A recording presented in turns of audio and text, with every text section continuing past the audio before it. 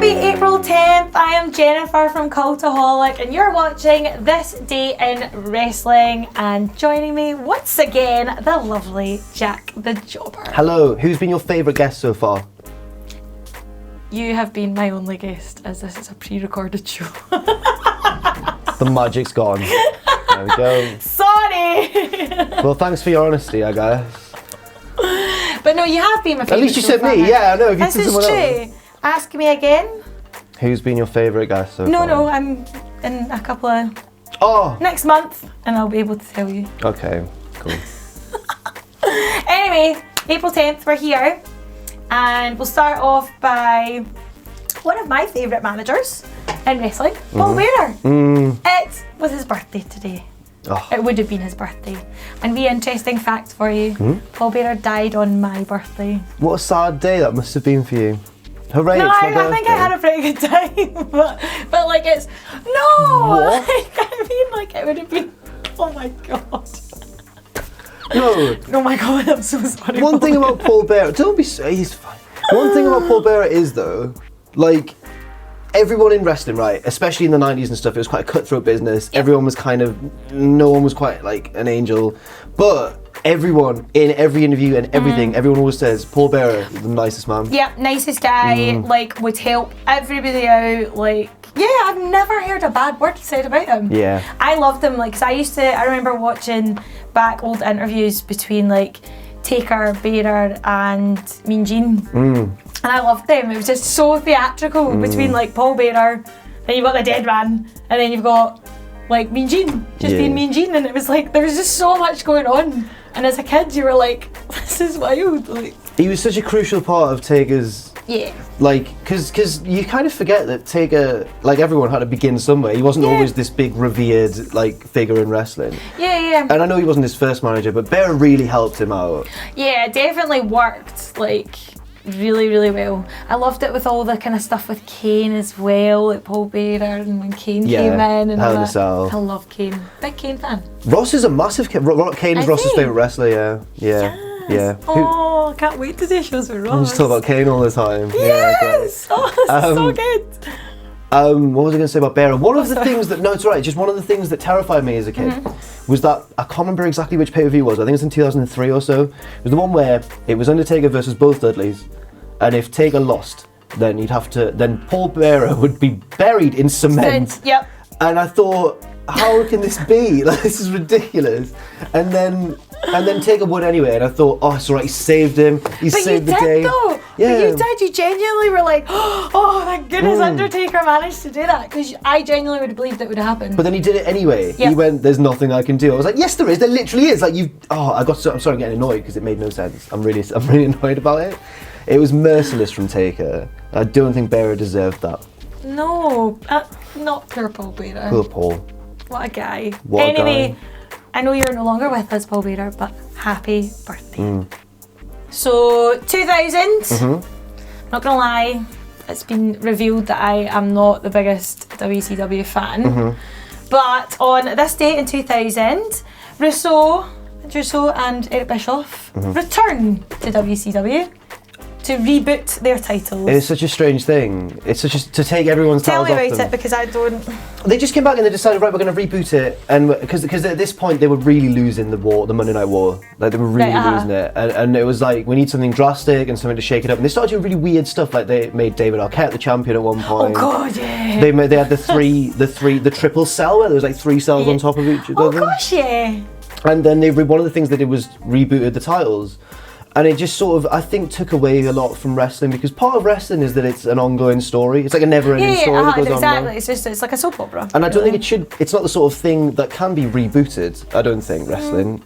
I just thought it was a bit silly. I don't... honestly, I don't know about it. I don't know a thing about it. So, like, what did they do? Tell me how they rebooted. Honestly, they literally had all the champions in the ring and they took the belts off them. And so we're rebooting it. All the titles are vacated now. There's a whole series of tournament stuff, everyone can fight for them. They literally had all the champions in the ring and took the belt off them.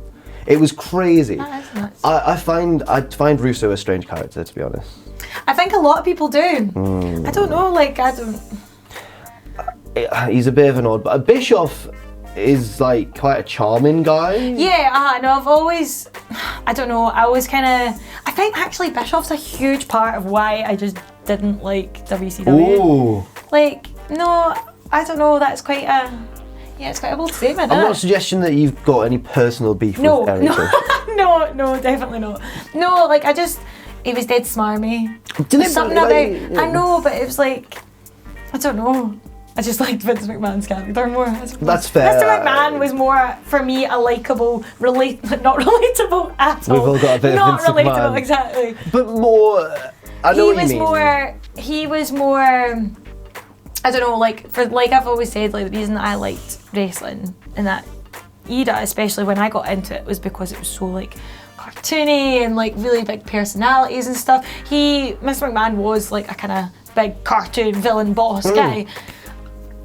Eric Bischoff was kind of Eric Bischoff. He was trying to be just cool, smarmy, sleazy, and I was like, ugh, go away. I'm not into that. Fair enough. It was a strange time, and it was the dying days of WCW, and that's when I first remember getting into it as well.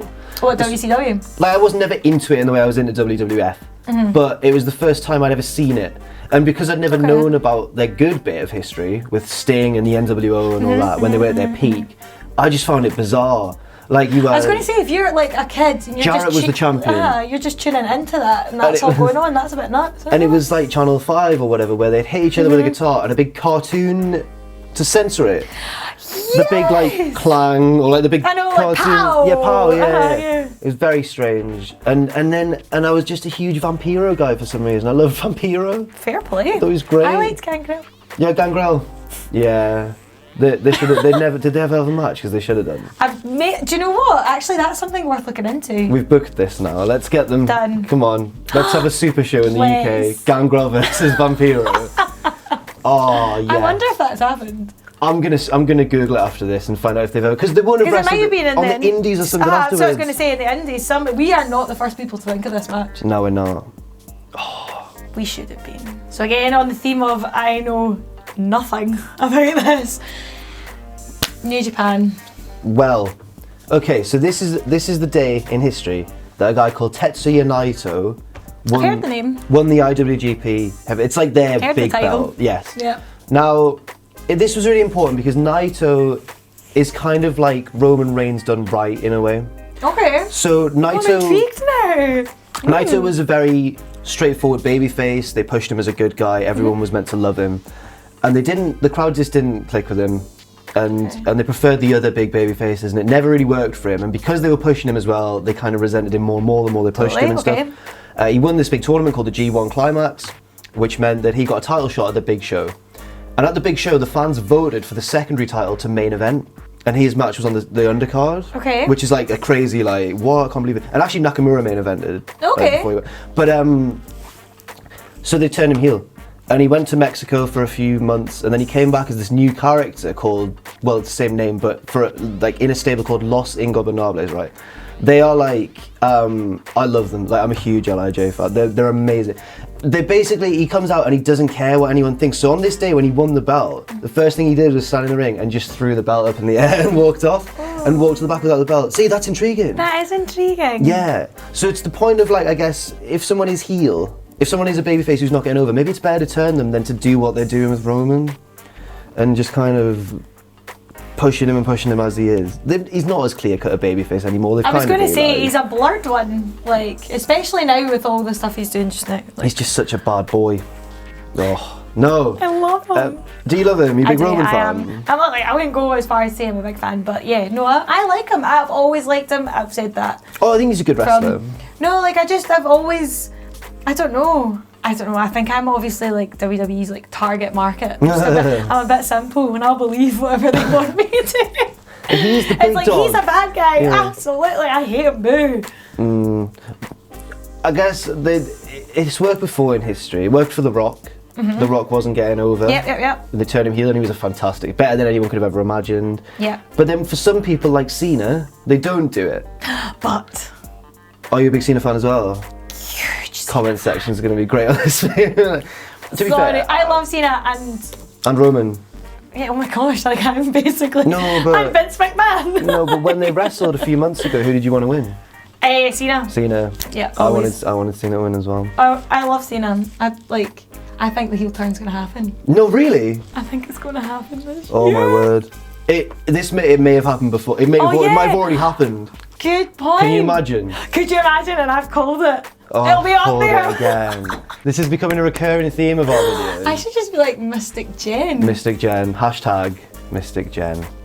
So that was this day in wrestling, and you can follow me on Twitter here. If you like what we do at Cultaholic, you can support us by pledging to our Patreon, patreon.com/Cultaholic. And most importantly, don't forget to hit subscribe and join us.